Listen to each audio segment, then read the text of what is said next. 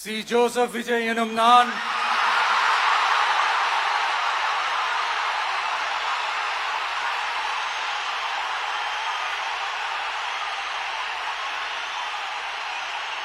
சட்டப்படி அமைக்கப்பெற்ற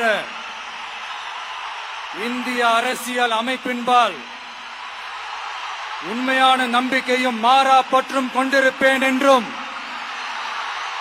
তামিলনাড়ুতে ইতিহাস গড়ল।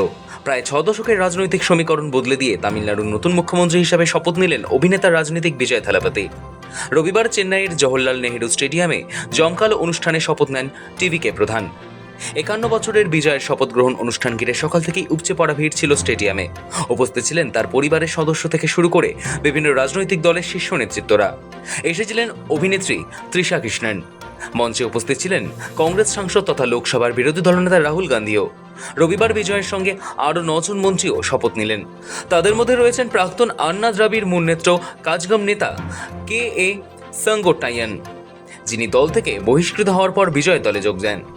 এছাড়াও মন্ত্রিসভায় জায়গা পেয়েছেন আদব অর্জুন, সিটিআর নির্মল কুমার, বুসি আনন্দ, রাজমোহন, কে টি প্রভু, অরুণ রাজ, পি ভেঙ্কটরমণন এবং 28 বছরের এস কীর্তনা। থালাপতির শপথ গ্রহণের মাধ্যমে তামিল ভূমে প্রথমবার দ্রাবিড় মুন্নেত্র কাজগম কিংবা আন্না দ্রাবিড় মুন্নেত্র কাজগমের বাইরে অন্য কোনো দলের সরকার গড়ল। சி ஜோசப் விஜய் எனும் நான்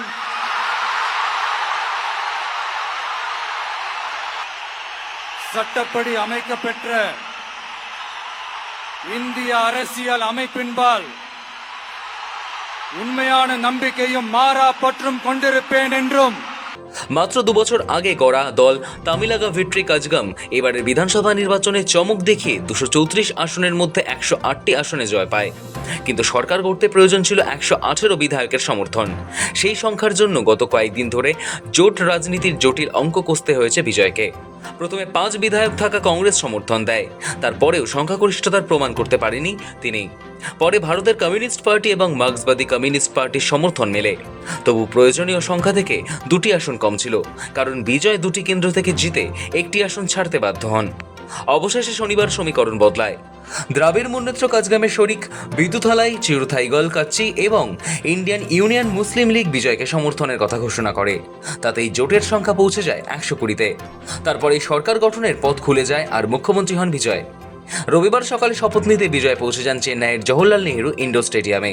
তার পরনে ছিল সাদা শার্ট, কালো ব্লেজার এবং কালো ট্রাউজার। মঞ্চে উঠে তামিল ভাষায় শপথ বাক্য পাঠ করেন দক্ষিণী সুপারস্টার।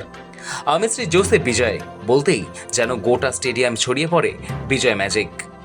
சி ஜோசப் விஜய் எனும் நான்